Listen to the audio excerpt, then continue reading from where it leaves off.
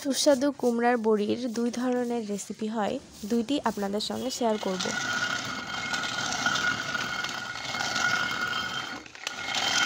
প্রথমে গোটা কালাই ভেঙে তারপর এগুলো ঝেড়ে নিতে হবে।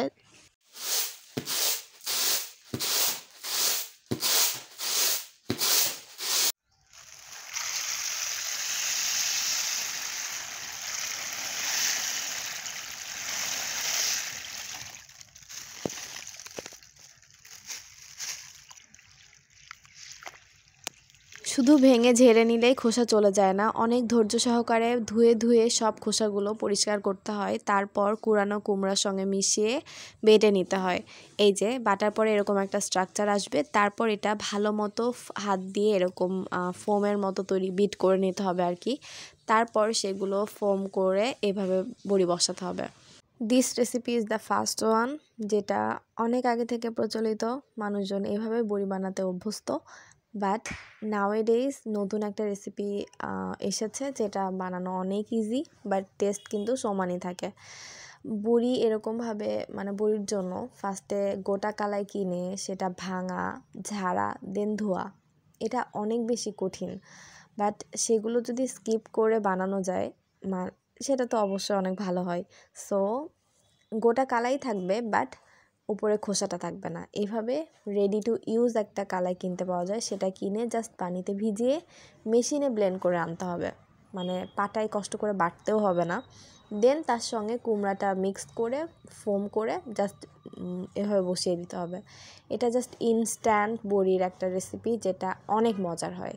সো তাহলে আপনারাই ভাবেন যে কালাই ভাঙা, ধোয়া, ঝাড়া, বাটা, এভরিথিং স্কিপ করে জাস্ট ব্লেন্ড করে বসিয়ে নিতে হবে। That is it. আমি যেটা বানাচ্ছিলাম এটা হচ্ছে দ্য হার্ড ওয়ান, বিকজ আমার আম্মু খালাদের খুবই শখ অনেক অনেক খাটনি করার। দ্যাট ইজ ওয়াই এভাবেই তারা করছে, আমি জাস্ট বসিয়ে দিচ্ছি। আমার তো কোনো ব্যাপার নয়, আমি তো অন্যান্য কিছু করতেছি না। কয়েকজন মিলে একসঙ্গে বড়ি বসালে কাজটা অনেক সহজ হয়ে যায়, তাই আমার আম্মু খালারা কয়েকদিন ধরে একসঙ্গে এভাবে বড়ি বসায়।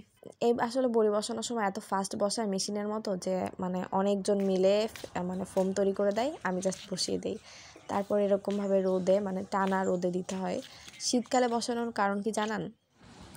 কুমড়ার বড়ি কিন্তু মানুষজন শীতকালে বসায়, তার কারণ শীতের দিনে জিনিসপত্র পচে যায় না, ফ্রিজে রাখতে হয় না।